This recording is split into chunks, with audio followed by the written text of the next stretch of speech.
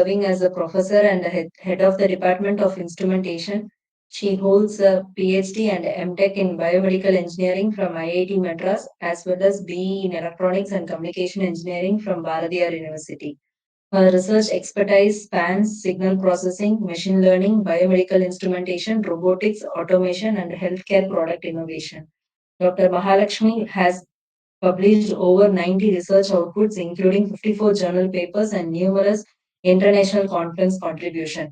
Her recent high impact work on Alzheimer's diseases, completed in collaboration with Nanyang Technological University NTU in Singapore, was published in Coordination Chemistry Reviews. She has successfully executed funded projects from AICTE and DST, particularly in the areas of cochlear implant design and medical implant development from CT MRI imaging. An innovator with multiple Indian patents, Dr. Mahalakshmi has been honored with the several research awards and the Best Teacher Award at VIT University. She is a fellow of the Institution of Engineers and an active member of IEEE, SSI, BMESI, SCRS, and ISC. Her international engagements span Thailand, Spain, Thailand, Malaysia, Singapore, and China, where she has presented her work and interacted with global research communities. Dr. Mahalakshmi continues to contribute to the advancement of engineering education, interdisciplinary research, and technology development through her leadership, collaboration, and industry partnership. Ma'am, we are delighted to welcome you and invite you to begin the session, ma'am. Over to you. Thank you, ma'am, for the nice introduction. Yes, ma'am. You can start presenting your. Yes, ma'am.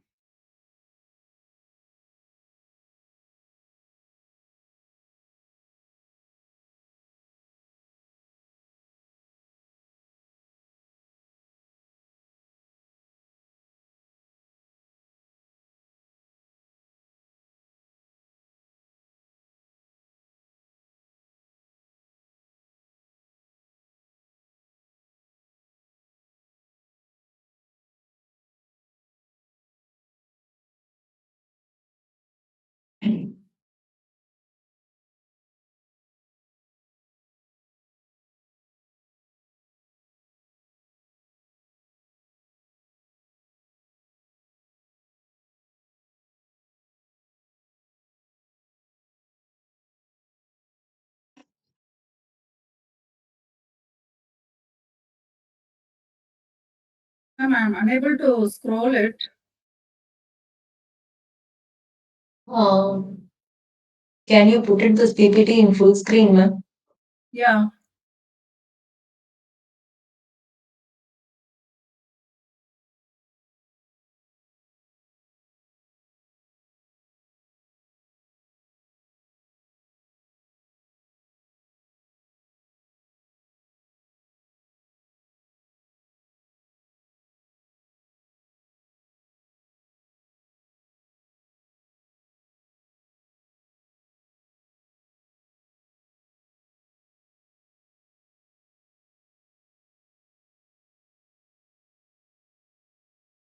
Ma'am, your voice is not audible. Kindly unmute and.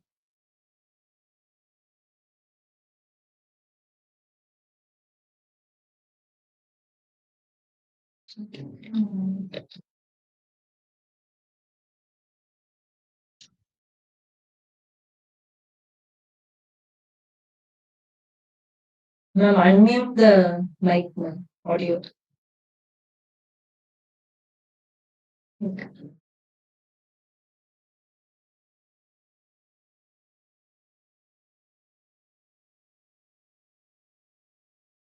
Are you able to see the screen now? Yes, ma'am. Yes, ma'am.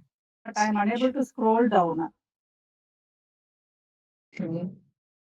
There is no option of slideshow, ma'am.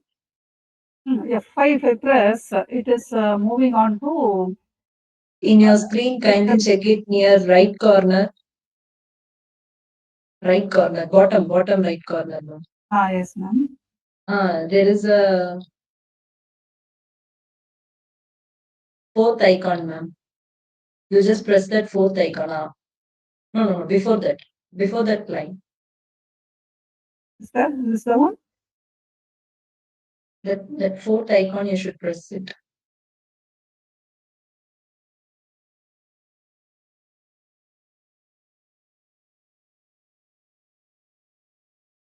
Before that icon, you should press it, ma'am. You This just press meeting it. details it is showing the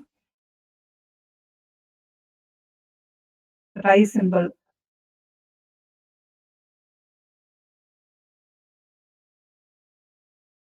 You just click on that icons, ma'am. It is a fourth icon. If you just click on it, it will come a slideshow. Okay.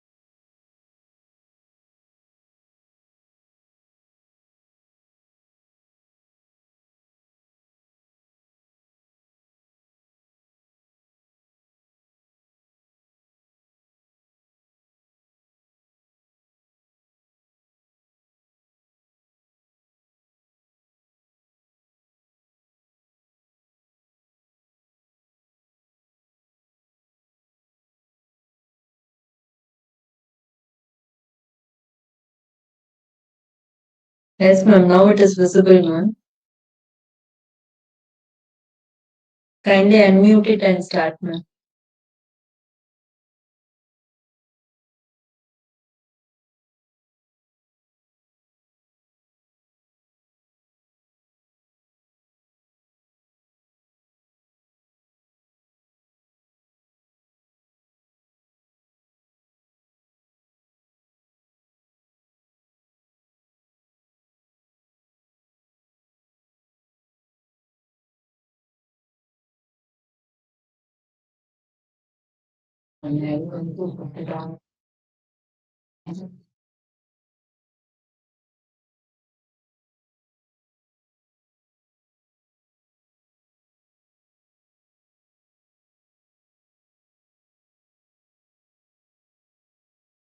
Good morning, professors. Really sorry for the inconvenience. Am I audible? Yes, ma'am. Yes, ma'am. Is the screen visible now? Yes, ma'am. Okay. Thank you and sorry for the inconvenience. Um, Yes. Okay, the title of my talk is Applications of AI and Signal Processing in Hearing Healthcare. I am Dr. P. Mahalakshmi, Professor and Head, Department of Instrumentation, Vellore Institute of Technology, Vellore. And I first of all thank Dr. Gauri and team for giving an opportunity to be a part of this MMTTC refresher course. And I would be discussing about just I will focus on the concepts and applications so that the colleagues from all the disciplines can follow. But I will also point out the research directions where engineering departments like ours can contribute. So let me start my presentation. The outline of my talk would be introduction, expert systems and superarticulatory intelligence, a few major early achievements, categories of artificial intelligence, hearing aids, hearing acoustics, cochlear implant signal processing, applications of AI in healthcare, with the concluding remarks. So, bridging biological hearing and machine or the assisted perception. So, this is the major highlight of the talk.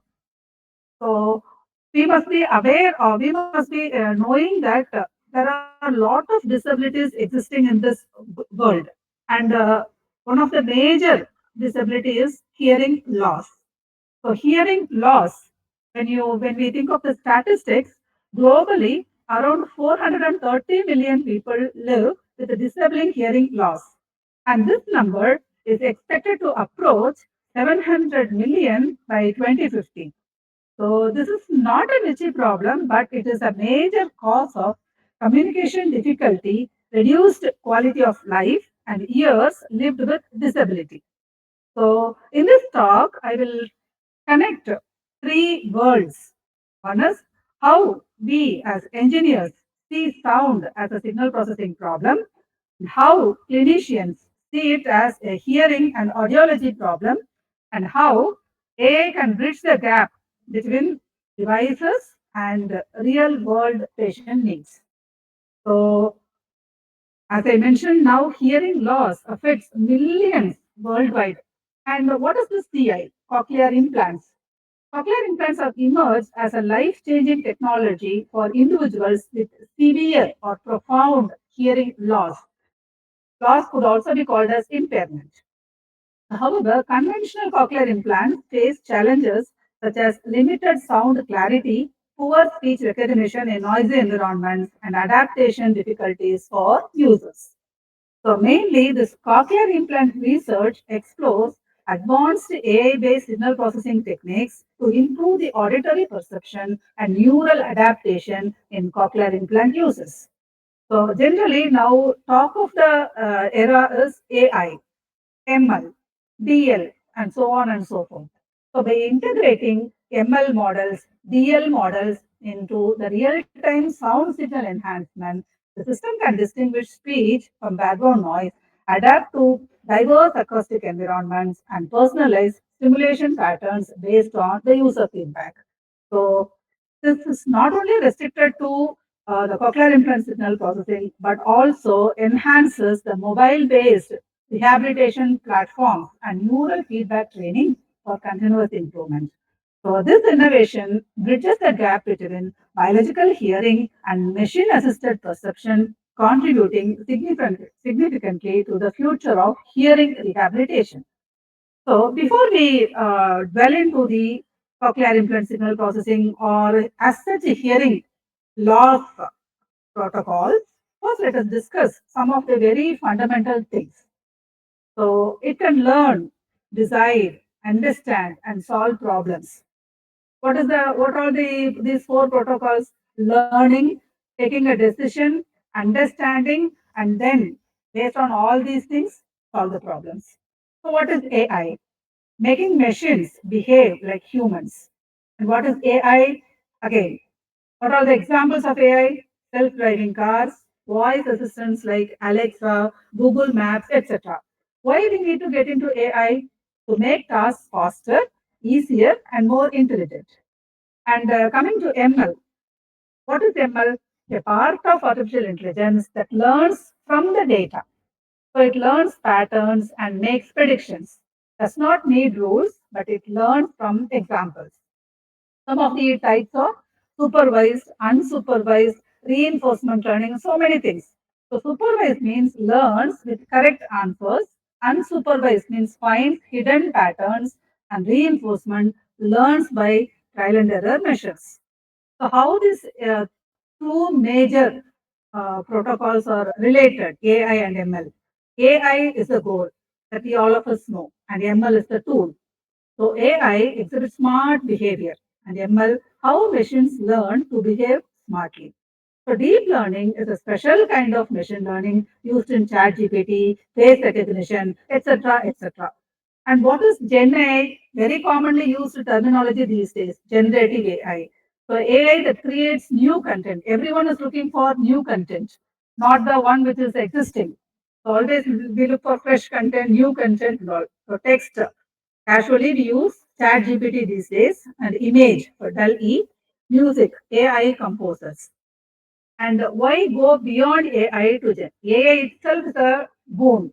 And why to go to Gen AI? Beyond AI, we are going. So some of the major differences are among the traditional AI and generative AI. I like this. So traditional AI, it helps us make decisions, predicts the results, and follows rules. Whereas generative AI creates the content, writes, designs, and talks. And also, it feels very creative. So Gen AI helps in writing, designing, and research adapting in the highlighters in few seconds. So what is Chat GPT? Chat plus GPT model. So a chat bot developed by OpenAI.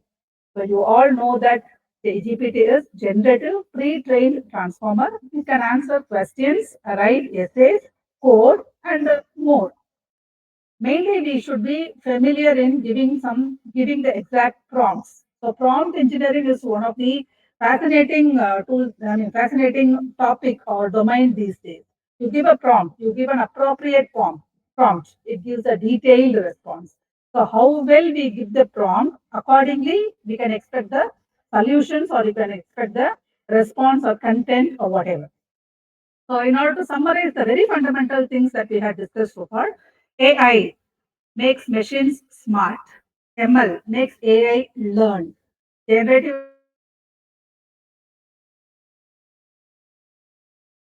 AI, GPT or ChatGPT, they are the powerful language models. Use it smartly, not to replace humans, but to help us work better. So AI can never replace humans to 100%. Of course, it is a boon that it could take up the role of any human who does the job, but it can never replace humans because always human brain is uncomparable. Mainly, it helps us to work better. So now, redefining hearing care. So all we would be discussing in general about the general rehabilitation, but my focus would be more on hearing disabilities and how we can extend the hearing care, especially with AI and also signal processing. The first part I'll be covering with signal processing things, and the second part of my slide I'll be covering it up with AI applications and together with signal processing. So initially, let us discuss some of the required things in order to dwell into the hearing protocols, hearing loss protocols especially. So now, generative AI is transforming assistive technologies from visual content to natural language, now expanding to auditory perception. In hearing healthcare, Gen AI bridges natural listening and machine augmentation. And in detail, GPT-like models trained on vast speech corpora now. Speech corpora means the databases of speech. It understands the accent, emotions, and noise. Certain times we will not be able to distinguish the original signal from the noise content. So, unless otherwise we have some provision to distinguish the noise from the original signal, the original signal might be lost in that noise itself. So, we should have powerful signal processing methods or signal processing tools like filters, especially digital filters, in order to filter out the unwanted noise component so that we can preserve the integrity of the original data, whether it is ECG or EMG or EEG or any physiological signal for that matter. And the same predictive logic that completes the sentence in ChatGPT can predict missing audio information in noisy environments for cochlear implants. And I'm not going to bore you with the history of AI and all, just to uh, just to get a thought of what is when did it emerge.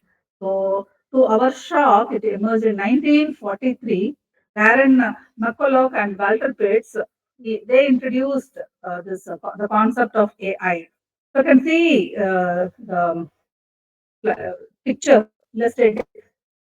What is that? What do you understand from the primary input image? Just emotions or just giving you some sign language or so. So first, how our nerve cell is getting activated. Activate when visual is funny. Activate when speech is funny. Activate when text is funny. Laugh if 2 out of 3 neurons are activated.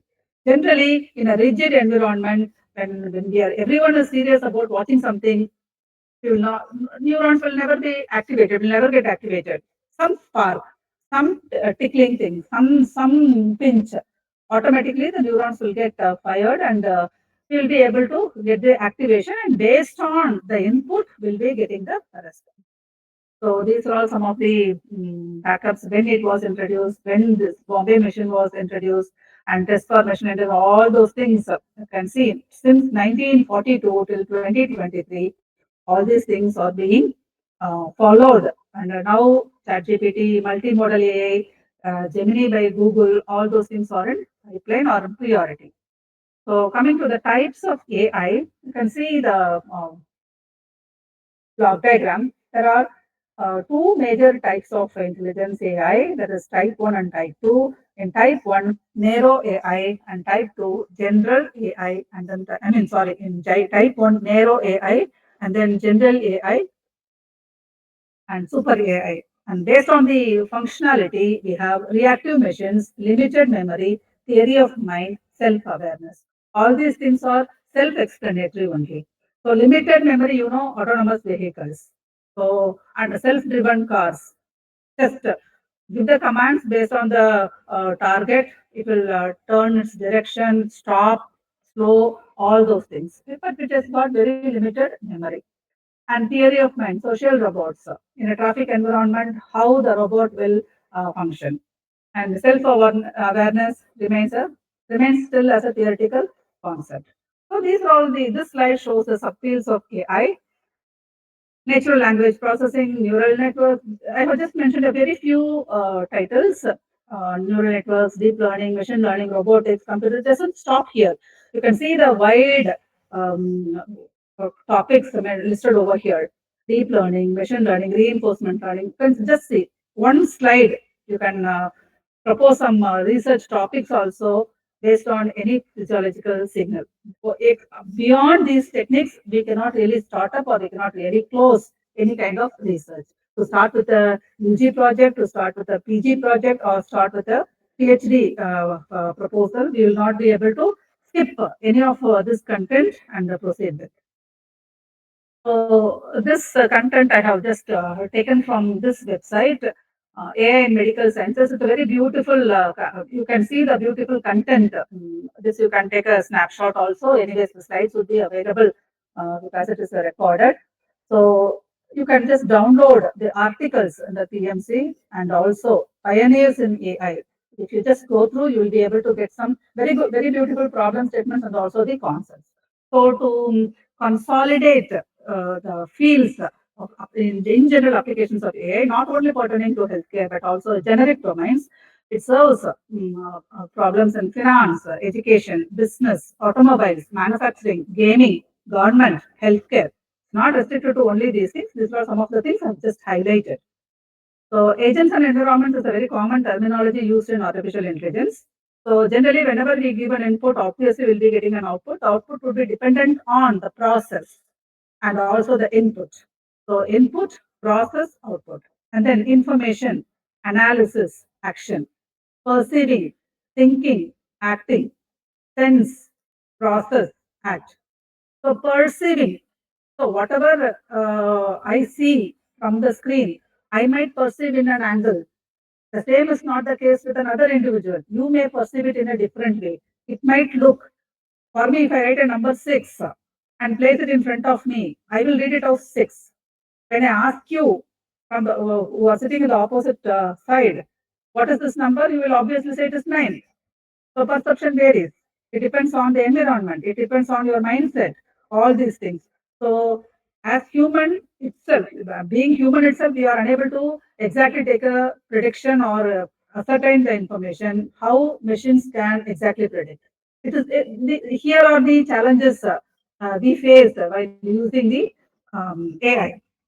So agents and environments understands, analyzes, thinks, results in brain development, and turn phase towards sound. So whenever a person is hearing impaired and very less hearing sensitivity a person possesses, then in such a case, if a small sound comes, he will not be able to respond to it. If a big sound comes, he will tend to turn his ears towards that side. So turns faces or ears towards sound, more focus on the sensory input. Exactly. So whenever we are trying to search a small object which is fallen on the floor, then we would be keen. We would be applying our vision in a very keen way as to where it is lying. The focus would be more on the particular sensory input and also the body movement. Okay, slightly, if at all we are getting into the boarding the bus or boarding the train, somehow we'll try to get into in especially when it is crowded. Somehow we'll turn or bend our body to get inside. So body movement. Likewise, all these things are information to senses based on the based on the application or based on the need. We'll be moving on. So the brain analyzes, perceives, understands, and acts accordingly. So this is the thing. So as we are a biomedical team, we know very well about the fundamentals of or nature of biomedical signals. So human body is made up of a number of systems. To mention a few, respiratory system, cardiovascular system, nervous system, all those things. So each of these subsystems is made up of several subsystems that carry on many physiological processes.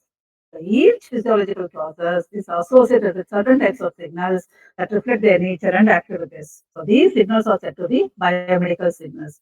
So very commonly we use these electrical signals, mechanical signals, biochemical signals, and all those things. So electrical signals very commonly electrocardiogram, electromyogram, and also electrical signals. Anything which is record the electrical activity of the heart is said to be the what is that electrocardiogram. The recording of the electrical activity of the heart is said to be electrocardiogram, and the device which is used to record the electrocardiogram is said to be electrocardiograph. Similarly, muscle activity. Myo means muscle. So the device which is used to record the muscle activity is said to be the electromyogram, electrogastrogram, so intestine, and then electrooculogram, vision. Likewise, then electroencephalogram, brain signals. And apart from the regular things, biochemical. So all these blood tests, urine tests, motion tests, all those things come under biochemical things. So whenever there is some mood swings or something like that, definitely it is due to the hormonal changes and neurotransmitters, adrenaline and the cortisol secretion. All those things are harmful for us. So whenever we get angry, whenever we show our emotions, whenever we get angry, obviously this cortisol will be secreted, and which is not good for our health, and it will get diffused with the blood flow, and it will inhibit the RBC flow, and also inhibit the WBC thing. So in due course, when we keep on raising our voice or getting anger, this adrenaline secretion would be more, and also this cortisol secretion will be more, which will lead to so many complications. That's why all these things are based on this mood swings, hormones, and all those things. So maximum we should try to suppress all these hormonal changes. With respect to age, it's fine, but without bothering about the age, we should try to stay calm, because these neurotransmitters, especially this adrenaline and cortisol secretion, we should be avoiding. So all these things come under biochemical things. So anything, any defect or any problem, any disease, any pathological process is typically associated with these physiological signals that are different in some respects from the corresponding normal signal. So the main objectives of the biomedical signal analysis, just keep in mind these 5 points. Number one, information gathering. Number two, diagnosis. Number three, monitoring. Number four, therapy and control, evaluation. Number five. So without any input, we really cannot expect any output. So measurement of phenomena to interpret a system and diagnosis based on that what is the actual problem depending upon the malfunctioning of an organ or pathology means disease or any abnormality. If there is a swelling on the skin surface, then the swelling may be due to some heat or some insect bite or something like that. If it is suppressed in a day or two, then it is fine. But if it is affecting the subdermal region, then we need to go for a proper medication and so. And for that, monitoring is required. So obtaining continuous or periodic information about a particular system. Here, the context is human system. And therapy and control. Therapy, so therapeutics, this treatment and also control. So treatment would be based on the diagnosis. If the poor diagnosis leads to poor treatment. So diagnosis is very, very important, and based on that only therapy or treatment would be given. So modification of the behavior system based upon the outcome of the activities listed above to ensure a specific result. So evaluation. So evaluation is very, very important. We biomedical engineers are here to evaluate the system. We are not in the process of diagnosis. We are not in the process of therapy and control. Only we are involved in input, monitoring, and evaluation. Only these three things, especially acquire the data, monitor it, process it, monitor it, and then accordingly give away the outcomes, evaluation, and so on. So the objective analysis to determine the ability to meet functional requirements, obtain a proof of performance, perform quality control or the effect of treatment, qualify the effect of treatment. All these things are fine. So where do we begin? The more I think, the more confusion I get. Obviously, when we keep on thinking how to do, what to do, when to do, what kind of data I have, whether it's a labeled data or unlabeled data, what kind of data sets I have to analyze for this. If I analyze this thing, what kind of output I will get, how will I justify my result, how will I discuss my result, all those things in one go, no one can achieve it.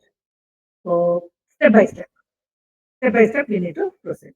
So invasive. You know very well invasive means inserting anything inside the skin. Tricky. That is invasive. Non-invasive only we always prefer because it minimizes the risk. Any injections, any kind of medicines we take through intravenous and all those things are invasive procedures. Directly pricking the body and getting any foreign object, implants and all invasive procedure. Non-invasive means just placing the electrodes or any other thing on the surface. Stethoscope and BP apparatus, placing some ECG electrodes, all those things are non-invasive procedures. And active and passive stimuli. External stimulus when we give, it is said to be active. And passive means doesn't require any external stimuli. Body itself will generate some of the stimulus and others. So signal, first part is to acquire the signal. So this is the block diagram shows, which is a very complete block diagram to get the output when a patient data is given. So nowadays we generally depend on Kaggle data or any other databases. Initially, when we have some hardware setup, we would be using some transducer or sensor that is said to be an analog signal. So just look at this slide. The patient is made to lie on the bed and next to him some gadgets are there. Nothing but an ECG recorder machine. Over his chest, the electrodes are fixed and it is connected to the machine. Once the patient is ready to give the data, so these electrodes will be connected. And parallelly, you can see the pink color sheet. This is the graph sheet. This is actually the ECG trace we will be getting from here. So PQRST waveform will be getting. So here, the waveform need not be exactly following the original typical trace. Maybe the subject is abnormal, or it may be due to the fixing of the electrodes. If the fixing of electrodes is not appropriately done, that also will lead to some improper output. So connection of electrodes and the equipment need to be definitely calibrated, and the recorder, that pink is that it plots the waveform, right? So that also need to be very properly calibrated devices we need to use, especially when we work with the patient data, especially when we work with the patient. Properly, it should be isolated from the mains and all those things. So transducer or sensor, then the physiological signals are very weak in amplitude, and henceforth we use the amplifiers. So the signals, very weak signals, would be amplified. Generally, the information which is acquired from the human would be in the order of higher order of microvolts and lower order of millivolts. So we will not be able to exactly measure the millivolts range. So we go for an amplifier. Amplifier is a device which is used to increase the strength of a weak signal. Then it is given to an analog filter. Why we are using filter here means generally the baseline wandering would be very common. Whenever the subject is connected to the electrodes, the movement of the patient is not encouraged. But out of anxiety, any of us would be somewhat disturbed and unknowingly, unwillingly, involuntary action will be moving our arms or limb blades or whatever. So the baseline wander would be very common. So the baseline, not to remove the baseline wandering, it should be in the order of 1.5 hertz or 1 hertz or 2 hertz. We would be using some analog low pass filter to remove all those movement artifacts, and then we go for the, so far it is analog signal only, we would be getting the output in analog domain only. But nowadays everywhere it is digital. So we need to use an analog to digital converter to convert that analog output in order to get a discrete data. So from here only, whatever data we are getting, appropriately we will be storing it in CSV file or Excel file or any other format. This data only is available in websites or Kaggle or wherever. So this data as such we are using. Nowadays, researchers are not 100%, they are not into developing a hardware and then take the data and then go for any ML based or AI based techniques. Of course, there is nothing wrong in that, but still, whenever we are funded with some good amount, we will be able to develop any hardware with the sensors and all complete setup. And this will have its real value addition because directly we are acquiring the signal from the patient and we are going to process it. So this is only the front end. So here, where whatever data we are getting out of this alone is available in the websites nowadays. This data is directly taken and we apply this ML tool or any other conventional technique in order to go for early diagnosis or whatever. So this process, this front end process is almost not carried over nowadays. But still, it is important. Whoever is working on the hardware, fundamental of acquiring the signal is really important. Here itself, we have to learn many things and proceed with. So this is the components of the human instrument system. So obviously, all these things very fundamentals only, but still, you can just have a look at whatever I had explained there. The same thing I had done with the additional points. So stimulus, transducers, signal conditioning equipment. This is what I said. Always it should be calibrated. So amplifiers, filters, display. So wherever we work on this data, it's better to have a display equipment in order to see the ECG outcome or any other outcome from the oscilloscopes, whether it is a digital storage oscilloscope or a fundamental cathode ray oscilloscope. And this part is very, very important: recording, data processing, and transmission equipment. So now we shall move on to the stages of biomedical signal processing. So at least a minimum of 4 stages. So signal acquisition, transformation and reduction on these signals, and then excuse me, computation of signal parameters that are diagnostically significant, interpretation or classification of the signals. So here, signal acquisition, you use ADC and all those things, convert the patient data into acquire the analog signals, convert that using ADC, have the digitized signal. So here you have the data. Then signal transformation. So signal transformation means from the original data, we use amplifiers, filters, and the transformed signal would be available. And then you apply any of the parameters that you choose, whether you are going for signal processing method or feature extraction method or any other classification technique, you can go in for here. And then based on the extraction, whether you are going to find the mean of the signal or median or what is the root mean squared or error or whatever, you can get the signal parameters here. And then based on this, you can get the classification. The signal is normal, the signal is abnormal, or the signal is between normal and abnormal, something like that. You can give the classification. So this is the process, and this is how we will be interpreting the actual signal. So the same signal acquisition things with a better schematic. So you can see all these things would be in electrical form. All the physiological signals that we acquire would be converted into electrical form. As I already mentioned, this would be in the order of higher order of microvolts and lower order of millivolts. So we would be essentially converting signal into electrical form, and then we would be going for conversion and all those things. Here, one of the main things is isolation. Isolation, whenever we work on human subjects, obviously isolation should come into picture. Isolation means isolating, separating the patient from the earth or earthing effects. Okay, so patient means patient alone would be allowed in ICU or anywhere. You know, in ICU or any other normal hospital setup, there will be a lot of equipment present, and all these things will be connected with the mains or power sources.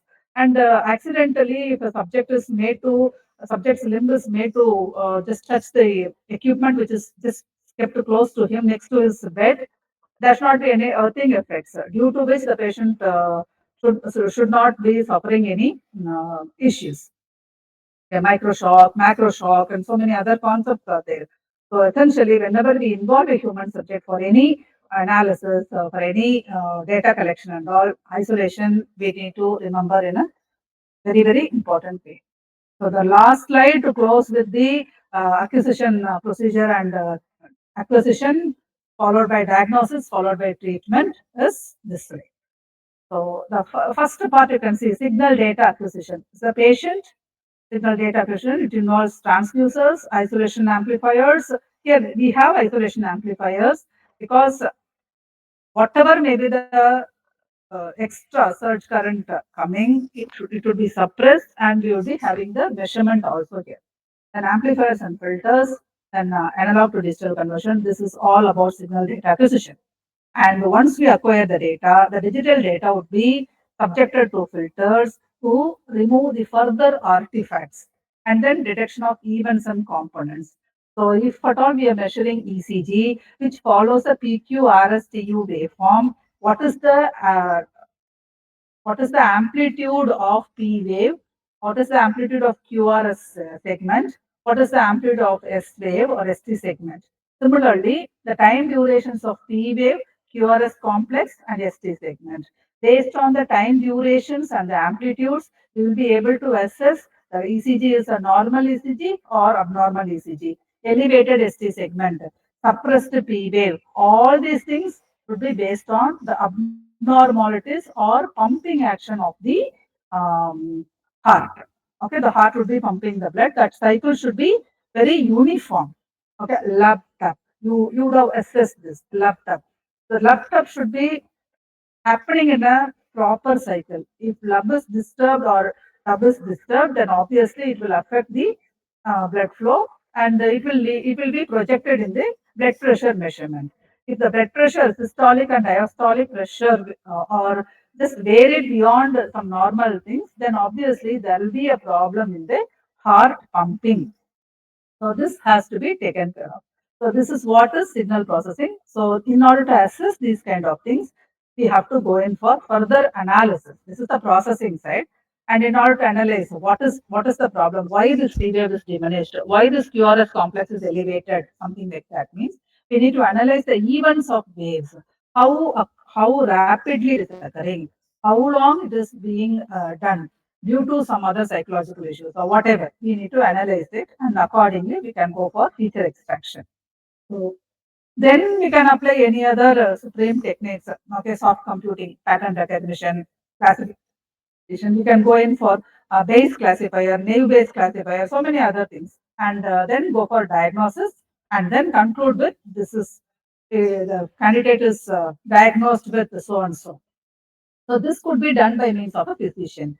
We help the physicians till this point using the engineering protocols.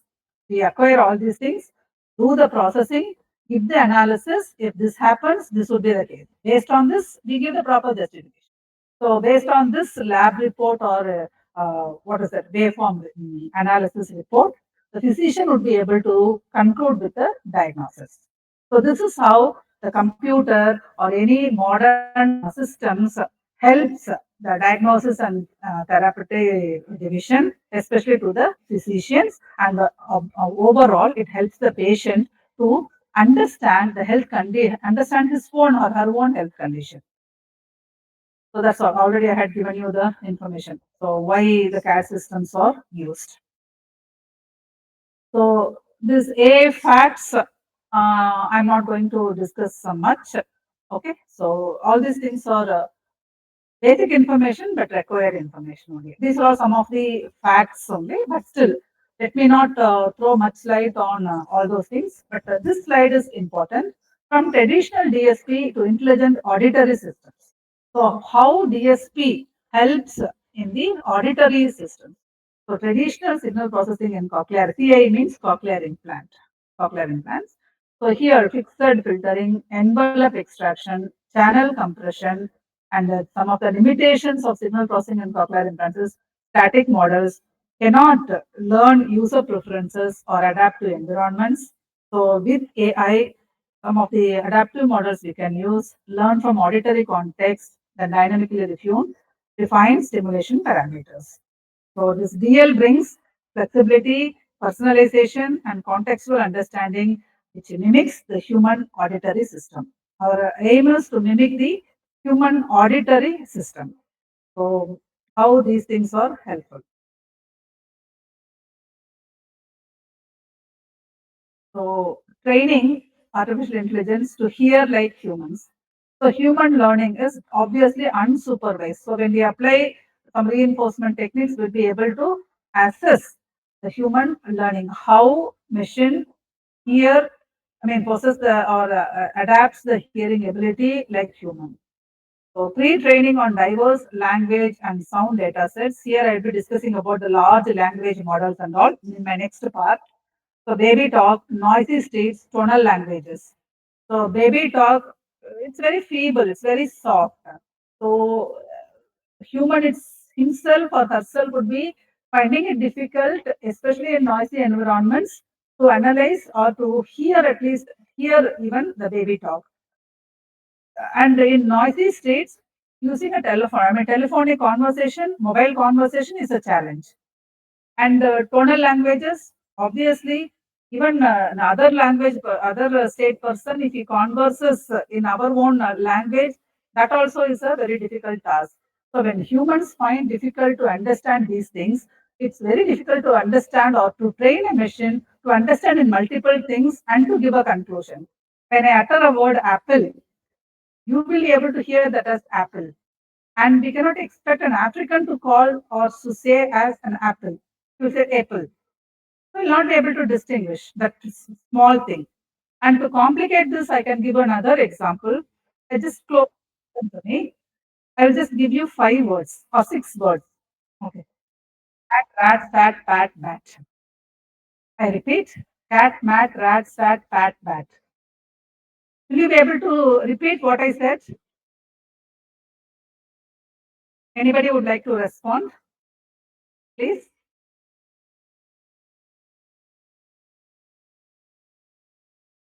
Hello?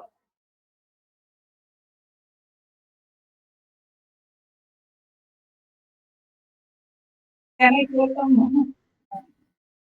Can I have some response from the audience, please? Ma'am, can you repeat once again, ma'am? Yes. Cat, rat, sat, bat, pat, rat. Cat, rat, sat, pat. No? Of course, first 2 words are right. That's what. See, even when we listen to multiple times, it's difficult for any human to repeat it. Yes or no? This is what I just wanted. Every one of you might have been attending, listening to me. But when I utter a complex word, instead, apple, orange, pomegranate, lemon. Can you repeat this?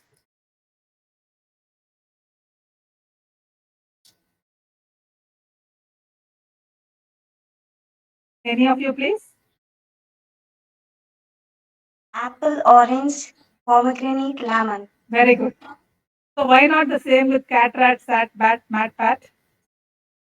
Yes, sir. Because the same pronunciation. Exactly. So, So yeah. that involves consonants. See, when we talk about speech, we have vowels and consonants. So we have five vowels in that alphabets.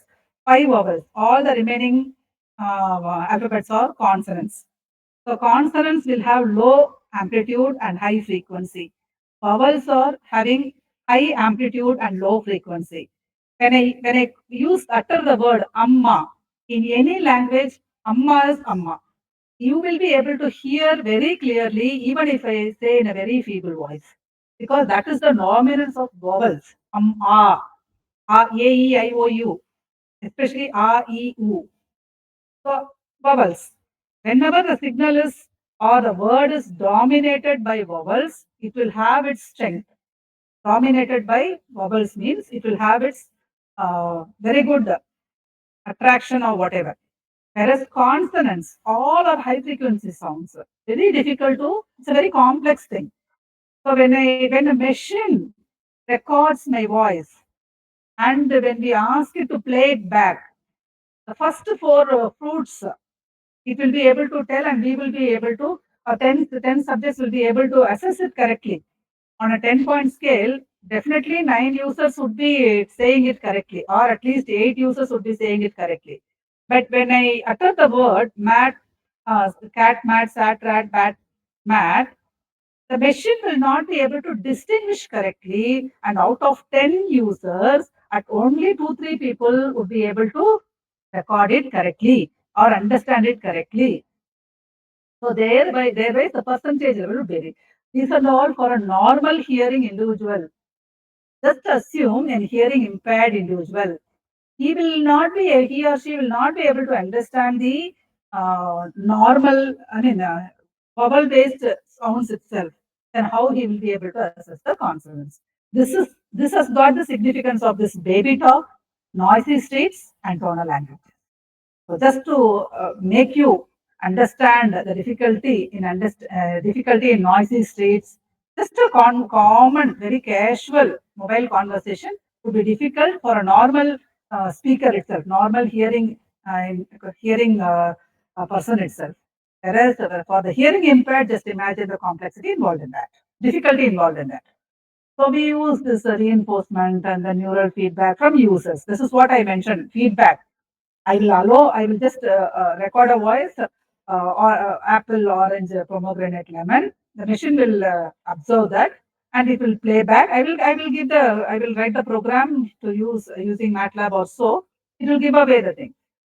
And feedback, when I ask the subjects to list it down, among 100%, I'll be getting 80% for the vowel based thing and hardly 20% for the consonant based thing. So this is the complication. So this RLHF is important. Reinforcement learning with human feedback. This is a much awaited thing. Generally, reinforcement learning people use. All our researchers use this oral methods, oral based methods. Not a very big deal. But with the human feedback is a challenge. Because can be applied to tune cochlear stimulation over time based on the real time user experience. So, as I mentioned you earlier, I'll be discussing some of the large language models and sound models in cochlear implants. So, LLMs plus audio models, better speech prediction and sound reconstruction, then ambient sounds plus user context, and output will be clean, comprehensible audio signal optimized for that individual.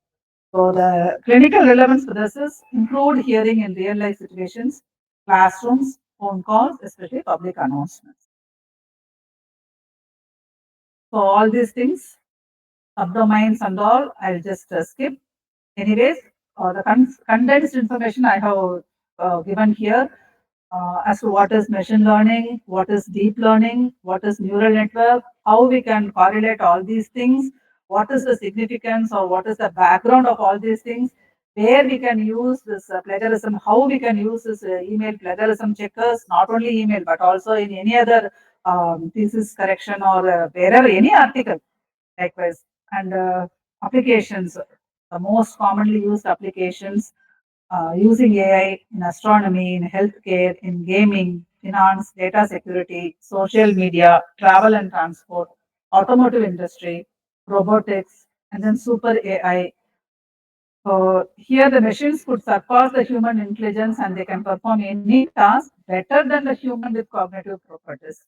Cognition means understanding. Okay, I realize, I understand what is happening. So, this cognitive properties human possesses. The same data could be trained to a machine, and the machine will have better cognitive properties. This is the advantage of super AI. So some key characteristics of strong AI include capability, including the ability to think, solve the puzzle, and so on. So now coming back to the core AI in towards healthcare only. Those are all general domains. So it refers to the development of computer systems that can perform tasks that typically require human intelligence, such as perception, learning, language, problem solving, reasoning, and so on. So this slide also a takeaway slide only. So you can see where how the AI adopting so many systems, so many areas, speech processing, cognitive systems, database collection, robotics, ML, planning, neural networks, perception. Okay, so many things. So these are all the very commonly used fields. Without these fields, now AI cannot. I mean, everywhere it is used, and these are all the very major areas that is being implemented. So ML, neural networks, natural language processing, the ability to understand speech as well as understand and analyze documents, so on. So applications of AI in healthcare. So diagnosis of diseases, the primary thing, then image diagnosis, medical image diagnosis, lung cancer, any other thing, especially COVID during outbreak predictions. In during COVID, this chest X-ray played a very major role in drug discovery for biotech people and personalized medicine, pharmaceutical industry, medical robots. Everywhere nowadays in foreign, especially during COVID and all, these medical robots were serving the patients because of the threat for the threat during the outbreak. Electronic health records. This is a very important thing. Only because of this electronic health records, we are now we are able to survive in processing something because we are falling short of collecting the data and all. So this electronic health records play a very major role in performing some of the clinical trials, all those things. So medical robots and diagnosis of diseases. This is mainly to design, or they are designed to assist healthcare professionals in various medical, helping the physicians, mainly helping the physicians in certain places. Without even the physician support, the robots will take over. So surgical robots, especially AR, VR, augmented reality, virtual reality, the surgical robots play a very major role. Then rehabilitation robots, diagnostic robots, assistive robots, and mainly has got these benefits: improved accuracy, increased efficiency, mainly reducing the cost, and above all, the quality of life would be less better based on this gifted things. Same ways how general CAD systems work, the AI diagnosis also works in a similar way. Data collection, data analysis, pattern recognition, diagnostic recommendations. Only thing is in a very less time AI does, whereas when we do, we take lot of time. AI does means just given a data, it will process and give away the outcomes in a very less time. So these are all the things. So these are all some of the extended applications of AI in agriculture, mainly for precision farming. Okay. And mainly the image processing is used in analyzing the ripened mangoes from the raw mangoes. And based on the color transformation from dark green to pale yellow and then ripened orangish yellow in case of a mango. So this image processing play a role, and especially AI here. It optimizes the crop yields, reduces the waste, and predicts weather patterns, and automated harvesting. So no damage will happen to the ripened fruits. As such, will be able to collect it. It reduces the labor cost and very efficient methods. So many other things. So these are all some of the fundamentals of brain waves. Okay, all of I have an assumption that every one of you is just listening to the slides, but it need not be. It need not be. Okay, people may be working on multiple things. Parallel processing would be happening. Multitasking would be happening. Almost it is approaching lunchtime. So when this lady will leave the talk, so what is going to be my next work? So soon after this talk is over, I have to move for lunch. I have to complete these things. So parallel processing will be happening. So all these things analyzing and we'll be able to get the data. When we connect the sensors over the frontal region of the forehead, we'll be able to get the waves, delta waves, theta waves, alpha waves, beta waves. Based on this, we'll be able to assess the condition of a subject. So main thing is all these things involve low frequencies, especially brain signals. Acquiring is very difficult. Analyzing is very difficult. Processing is much more difficult as it's a very complex waveform. So this is what I was mentioning. Thinking, resting, eyes closed, drowsy, sleeping. You'll not be able to distinguish too much among whenever you observe these signals from a digital storage oscilloscope or from a CRO, you'll not be able to distinguish all these things. They all will look very similar, unless otherwise we have some good command over. So these are some of the rationals. Okay, not required. So everyone is very much fascinated towards using a health watch, but I don't know how many of us are highly focused on following the health watch indications. Okay, you have performed this many number of steps. How many of us are actively involved in that? It will be a question mark. Of course, it's a very gifted thing, but effective utilization is very, very important. Otherwise, there is no point in introducing any gadget, any advanced gadget, any simplified gadget also. So, heart rate meters. So, we'll be able to measure the instantaneous heart rate and consecutively, if at all you measure for a couple of weeks' time, we'll be able to assess the condition of our heart. Like this, these are the process, some of the processing things and ECG together, ECG, EMG, EEG, everything together we can measure and we can correlate and give out a index. And coming to the health monitoring vest, especially this is used for sports. This comes under sports mechanics. Just wearing a vest which has got sensors, and whenever an athlete is performing a dash, even 100 meters dash or 200 meters dash, so how fast he is able to perform his gait and what would be his blood pressure level and all those things we'll be able to measure. This is a simple vest which gives away the systolic and diastolic blood pressures and beat to beat heart rate and so many other things. Similarly, using an electromyogram, this a small needle when it is inserted in the calf muscle, we will be able to measure the muscle activity. So muscle activity play a very, very major role. Hussein Bolt, how no one is able to break his record. So his gait, whenever you observe in that 100 dash event, the track, his stance would be a very big stance. From one leg to other leg, the stance would be a very big stance that to play a very, very major role. So number of chances he keeps to complete that event would be very, very small when compared to other players. So in order to have the biggest gait performance, he practices every day and how we are just based on the data.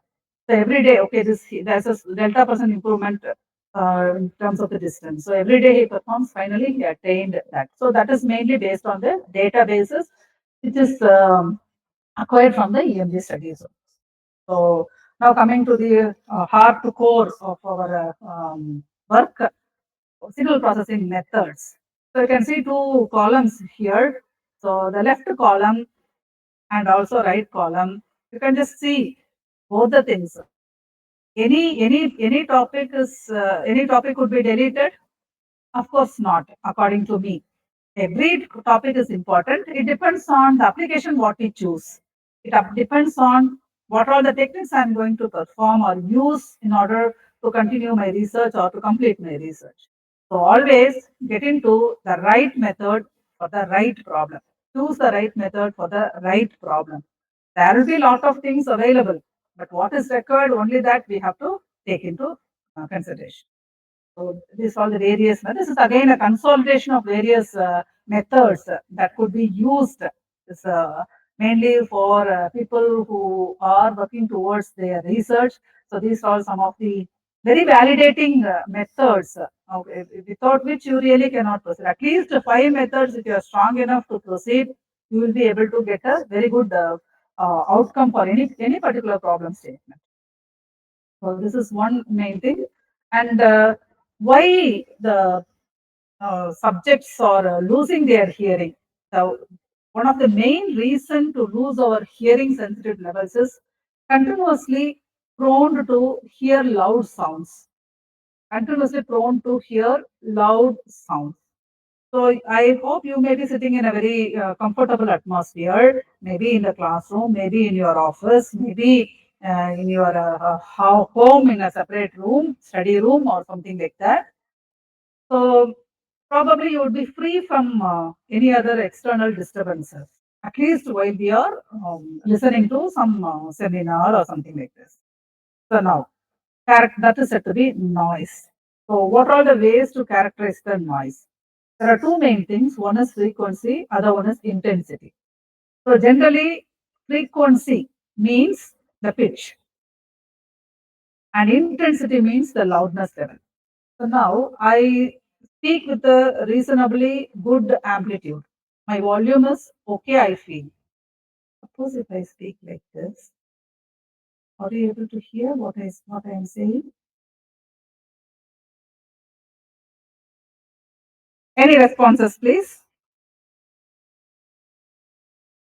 Did you hear me? Yes, ma'am. Yes, Not ma'am. audible.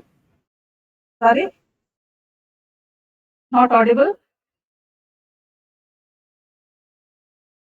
Yes, ma'am. Second one is not audible. Not audible. Can you tell me the reason why? The pitch is very low, ma'am. Intensity. Yes, ma'am. Intensity is low. Intensity. So I have reduced my amplitude. I was speaking to you like this. Suddenly I reduced my amplitude. So you were unable to hear. Though you were sitting in a very calm atmosphere, you were unable to hear. Okay, so that is said to be the loudness level. Without a microphone itself, I can converse to an audience of 60 or 70 candidates without a microphone. But the same is not the case when I converse to an open audience without a microphone. I cannot speak because there will be a lot of noise embedded in that area. And what is the frequency? Frequency is perceived as pitch. Okay, so now you can very much say that I am speaking to you. Some words are being uttered in terms of sentences. Okay, you are able to hear my voice with clarity. And how will you distinguish from a low, whether I am speaking in a low frequency or high frequency? Any answers?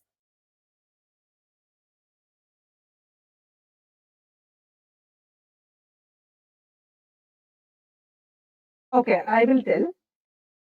Low frequency. Generally, what all I'm speaking, it is pertaining to low frequency only. The high frequencies could be distinguished by a very sweet voice, right? By means of a music. Generally, whenever girls speak, that would be like a music. Whenever boys speak, that the difference would be there. You may be able to understand the difference. Okay. Jokes apart, generally when ladies shout, then you will not be able to hear. That is there. There is no doubt in that.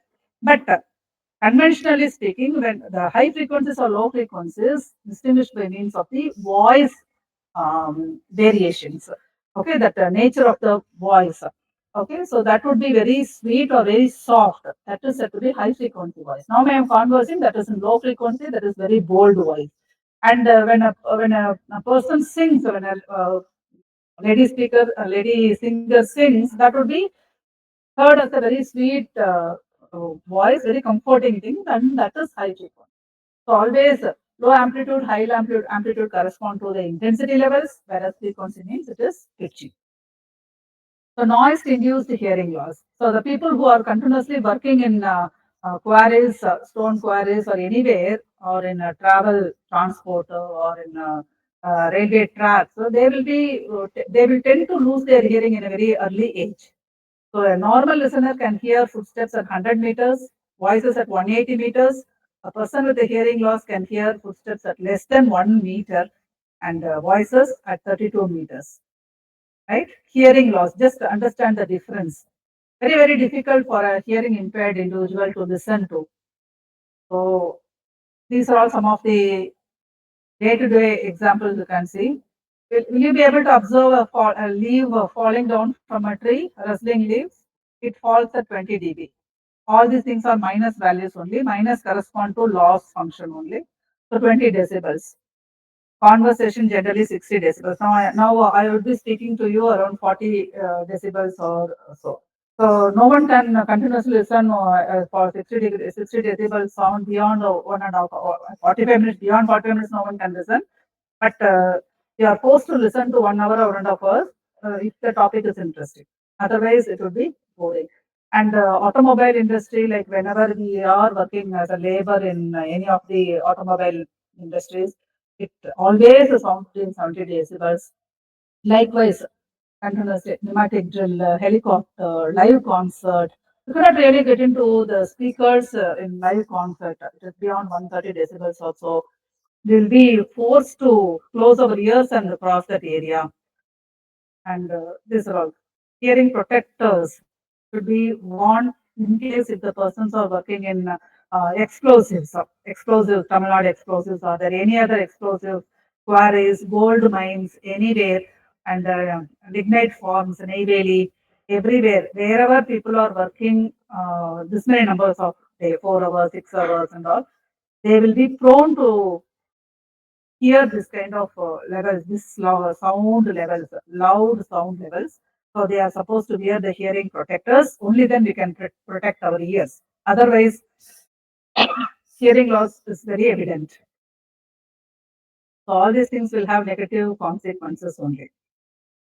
So whenever we are accidentally when we cross a voluminous area, when the politicians are playing something, or whenever we cross, it so happen to cross those loudspeakers, then we'll feel that ringing in ears, called as tinnitus. So prolonged hearing of ringing in ears will lead to, if it is said to be tinnitus, it will lead to hearing loss. So this annual hearing testing should be performed.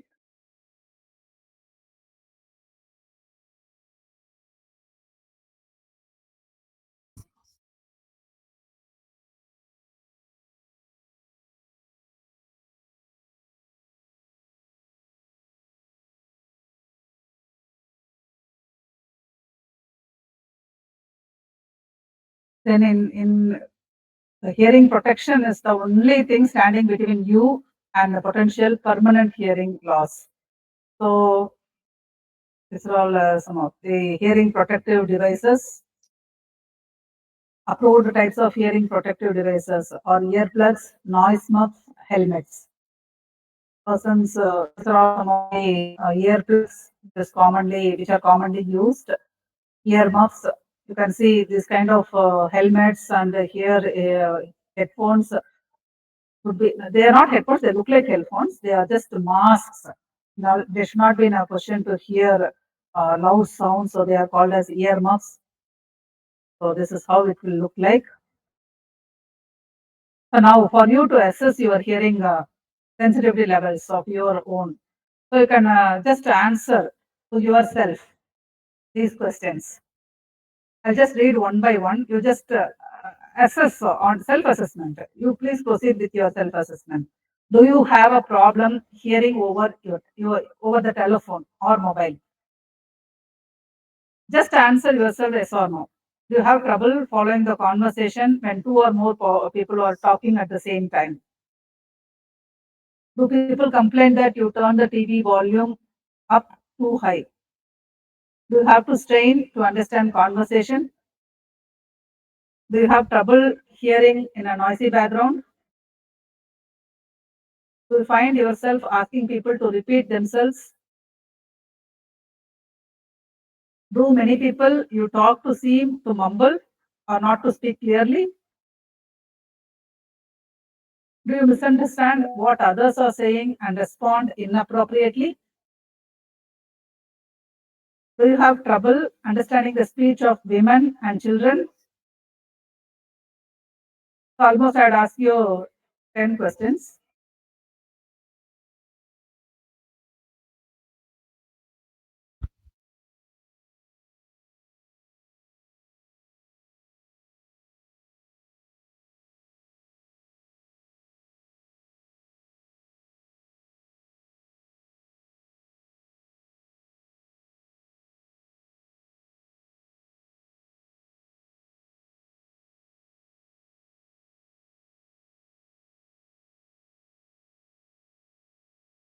So you, how many marks you have got?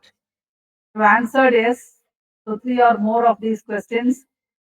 Yes, if you have answered yes to 3 or more of these questions, it is suggested that you consult an otolaryngologist or an audiologist for a hearing evaluation. That means what?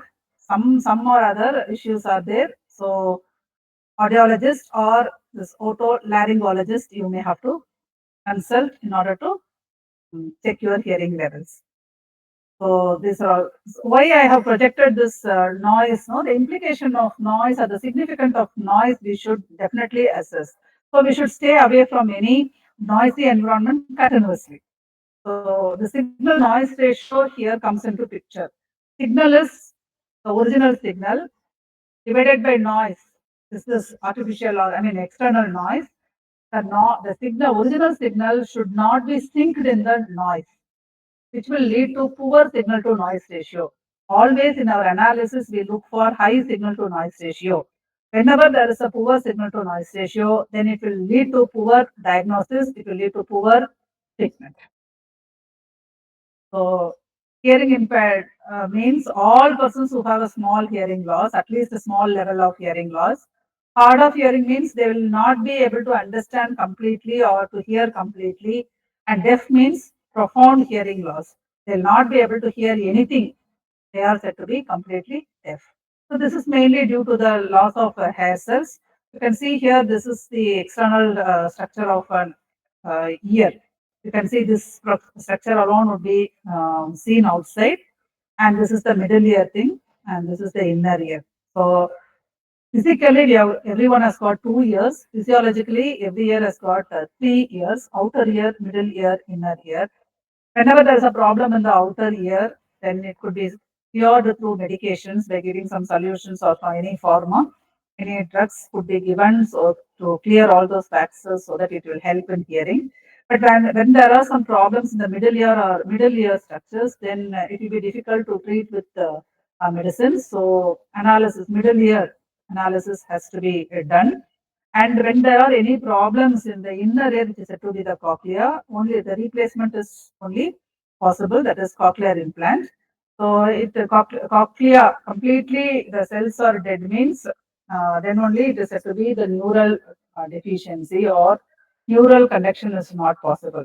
So there are 3 different types of hearing losses: conductive hearing loss, sensory neural hearing loss, mixed hearing loss. So conductive hearing loss, mainly there are any problems in the abnormal, outer ear and middle ear also. Sensory neural hearing loss, it is the hair cells are damaged in the inner ear of the structure. Mixed hearing loss, both conductive and sensory neural hearing. So this is, slide will tell you how many hair cells are present. Generally millions of hair cells are present.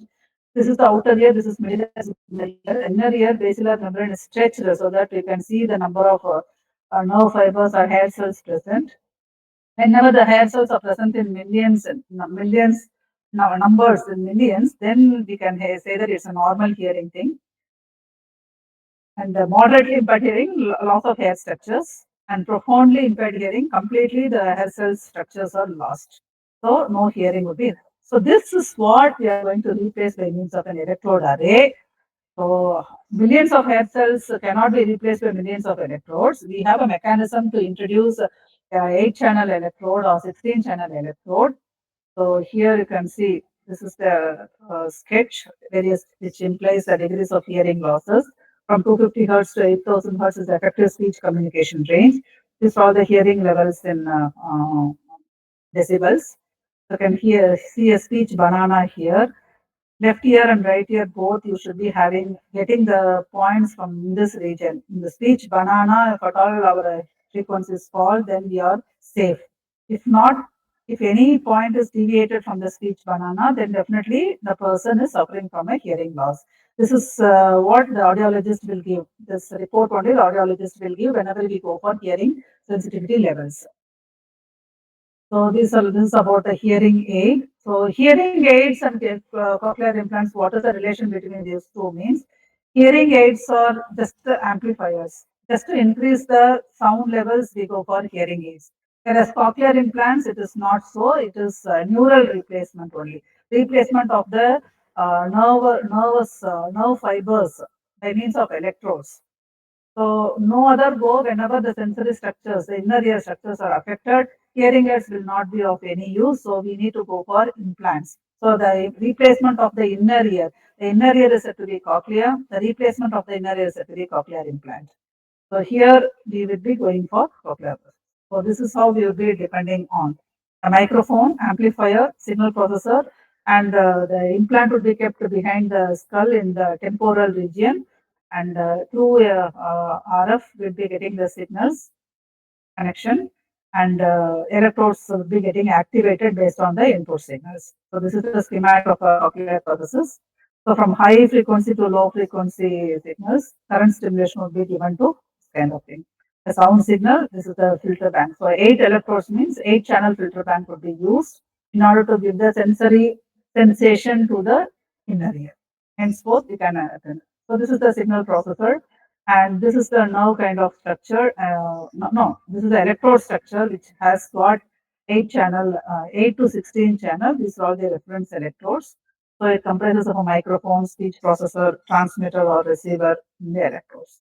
So the electrodes, initially the Australian government has patented this cochlear implant, and no Indian company has so far. It's still in the virgin market only.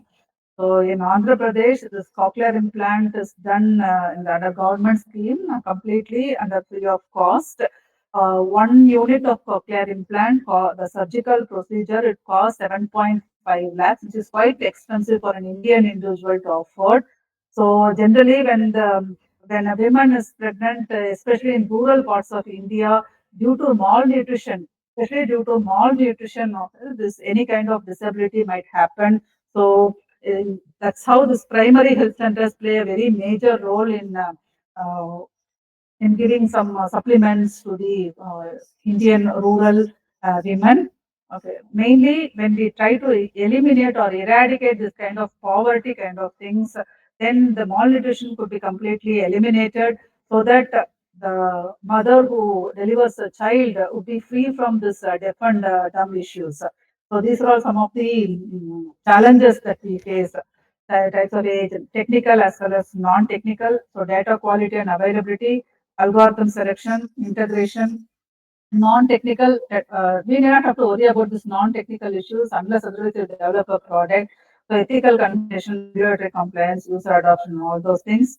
And we highly depend or work on the patient security, inadequate data quality, scattered business data, budgetary restrictions, concerns about privacy, and all those things. So highlights or advantages of AI and disadvantages of AI. So these are all some of the fits and falls. Obviously, any technique will have its own thing.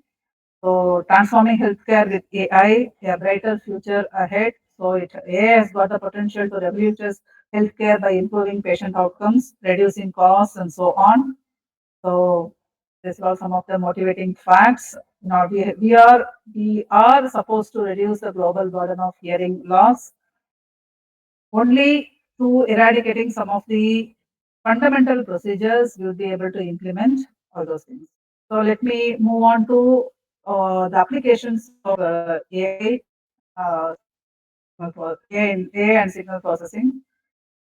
So these are all some of the key takeaways. Signal processing is the core enabler of modern hearing technology, and AI provides intelligence, personalization, and adaptability. And integration of feedback mechanisms ensures continuous improvement. So let me move on to next slide.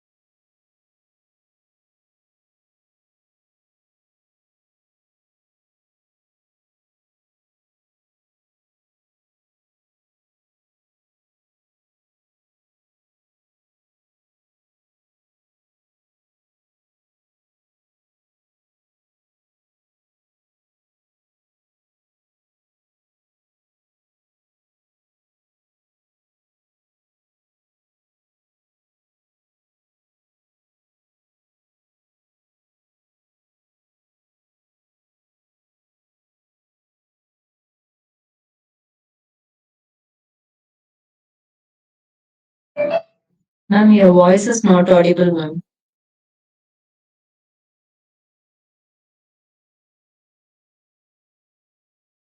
Just a second.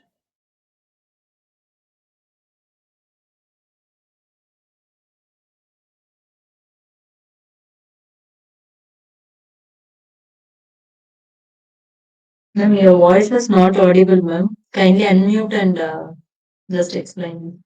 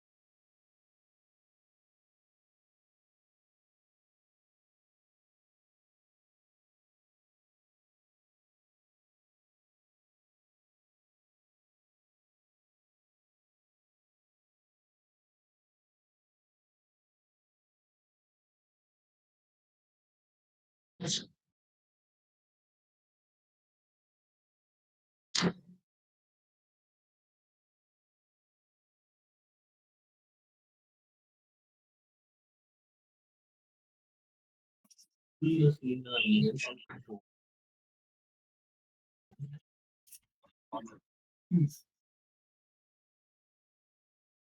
the slide visible? No, ma'am. Not visible? Yeah, it is visible now. Okay.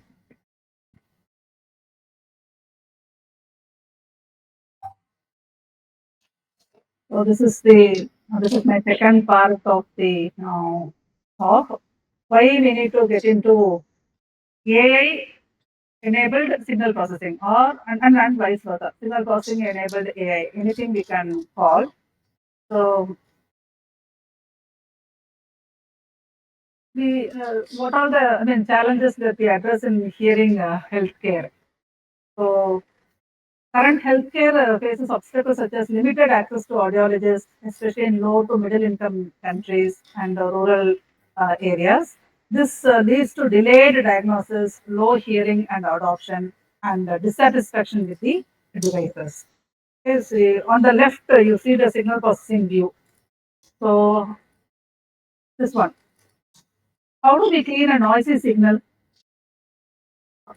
How do we clean a noisy signal? And how do we deal with echoes, reverberation, and sudden changes with loudness and all? So here signal processing uses tools to transform the acoustic signal before it reaches the ear of the implant. So on the right, you see the AI perspective. Even after we process the signal, we still need to make some intelligent decisions. Does this audiogram indicate sensory neural or conductive hearing loss? Should the device increase gain, reduce noise, or change directionality in the environment? How should we personalize the settings for this specific user? So, only one way to think about this is signal processing. How do we shape the sound? AI. How do we choose the best action based on that sound and the user's so acoustic transformations plus intelligent decision making. These two are the key things. So the waveform image represents the acoustic signal we manipulate, and the brain image represents the intelligence layer in which our devices is implemented using AI models.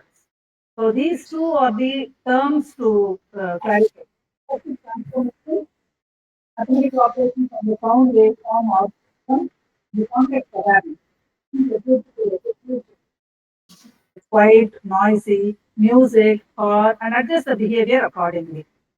So ear is said to be a biological signal processor. Obviously, human creation, the ear is said to be a biological signal processor. So before we talk about the algorithms, it helps us to remember that ear itself is a very sophisticated signal processor. The outer and middle ear perform what we could call analog pre-processing. The outer ear collects the sound and provides some directional filtering, and the middle ear is the eardrum and the tiny bones performs impedance matching, which simply means efficiently transferring sound energy from air to the fluid-filled inner ear. And the cochlea, which is where the real DSP happens. It acts like a non-linear filter bank. This cochlea acts like a non-linear filter bank. Different positions along the cochlea respond to different frequencies, and we call this as phonotopic matching. And low frequencies peak near one end and high frequencies near the other end, very similar to a bank of band pass filters in digital signal processing. And the auditory nerve converts these mechanical vibrations into a trains of neural spikes. And the rate and timing of these spikes encode this information about loudness and pitch. So you can think of this as a converting an analog audio signal into a kind of neural digital code. So we clinically we assess the system using tests like audiometry, autoacoustic emission, OTE, ABR, and so on. And these become the inputs to our AI and signal processing algorithm. So what is impedance matching? What is phonotopic mapping? What is nonlinear filter bank? What are the spike trains? So making sure the energy passes efficiently from one medium, that is air, to another, that is fluid filled in the cochlea. Otherwise, most sound would be reflected.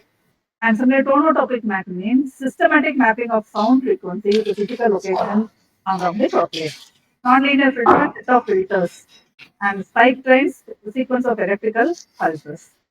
So this is about the signal processor here as a signal processor. And generally pure tone audiometry, speech and noise, already I told you. These are some of the audiology tests we perform. And classical DSP in hearing devices. So generally, the noise reduction play a very major role and dynamic range compression. Noise reduction mainly techniques like spectral subtraction and linear filtering try to estimate the noise spectrum and subtract or suppress it. For example, if you know the background hum of a fan, humming sound of a fan, we can reduce those frequency components more accurately. And dynamic range compression, generally, people with hearing loss often have a reduced dynamic range. Soft sounds are too soft, loud sounds may still be uncomfortably loud. And compression automatically applies more gain to soft sounds and less gain to loud sounds so that everything fits into the user comfortable range. And the feedback cancellation, hearing aids, generally we use adaptive filters here and mainly to model the feedback path for a better clear sound. And frequency lowering, if a user has severe high frequency hearing loss, we can shift or compress those high frequency components into a low frequency region where their hearing is better. So these are all some of the classic methods that we use here, and mainly AI for diagnostics and screening. So automated audiogram interpretation. So this ML models, machine learning models such as support vector machines, random forests, and deep neural networks can take an audiogram and classify it as sensory neural, conductive, or mixed hearing loss. Many studies report accuracy in the 94 to almost 99% accuracy, which is comparable to expert audiologists for standard cases. And AI assisted diagnosis software. So mainly by combining these thresholds, age, noise exposure history, AI can support diagnosis. And based on the ENT referral, AI can go in for. And middle ear diagnostics, this deep learning methods are highly used here to classify the tympanograms and so on. Then remote or online screening using smartphones or any web applications, we can deliver a speech and noise test. Okay, SINT we call, and then we use ML classifiers to help hearing loss. So mainly, the overall impact is reduced time to diagnosis, scalable screening in the community, and ability to shift the simpler tasks to automated tools while audiologists focus on complex cases. So AI in fitting. So fitting and personalization, see, all these things are cosmetic based also. Generally, no one would be interested to project ourselves as a deaf individual. When we wear a hearing aid, then it is a cosmetic issue, socio-economic issue in front of the general public. So always we try to prevent or at least hide what we are wearing. So that is the main thing. I just,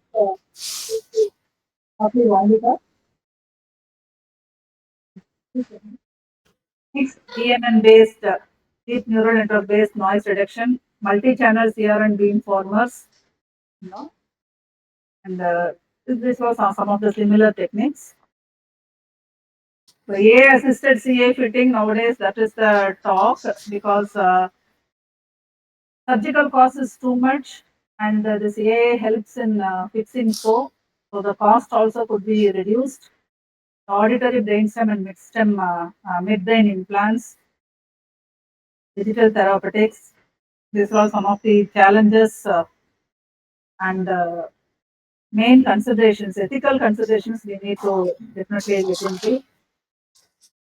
So these are all some of the future directions and some of the research opportunities, self-supervised and foundation models for audio signals, credit and privacy preserving learning, neuroadaptive hearing devices, psychoacoustics. Pediatrics is another important domain in which we can explore things. Embedded AI on security, privacy, and ethical issues in AI here in India, as I mentioned earlier. And the last slide to conclude with is the roadmap for academic and clinical collaboration. So the biomedical engineering field doesn't stop with self itself. We need to have a very good network in establishing our contacts with people who are working in multiple universities. And the hospitals, of course, is very much required. The physician support and hospital data collection things, the patient and industry models and so many other things in order to have a collaborative measure. Only then we can do a hassle-free research to proceed further in identifying, diagnosing at an early stage, all those things. So these are some of the innovation opportunities. Um, Large scale and audiology platforms, AI, triage, local language, ASR and SE systems, and hearing healthcare is shifted to data-centric, AI-enabled user-adaptive systems. Academic research will drive the next generation of intelligent hearing aids and hearing diagnostics. So with this, I close my talk. I was rushing up with some of the concepts, and sorry for that. If you have any questions, you are kindly ask. Thank you very much for the opportunity given and for your patient listening. Thank you once again. Any queries, participants can just ask one or two questions to ma'am.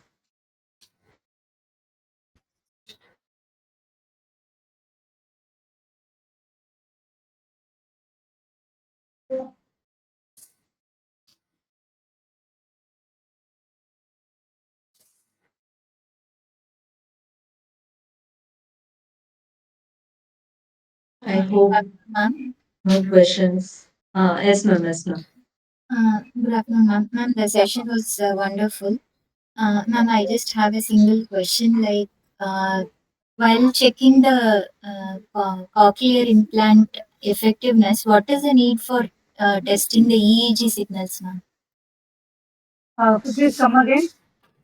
What is the need for significance of testing EEG while testing the cochlear implants, ma'am?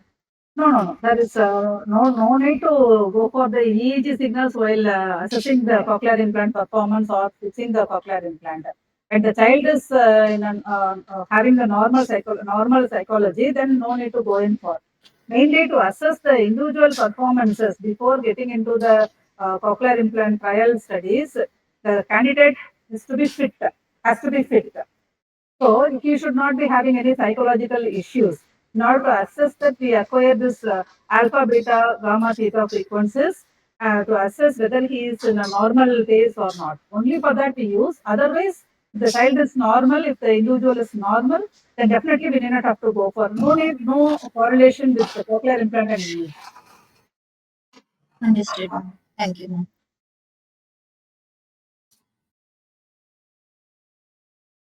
Any other questions?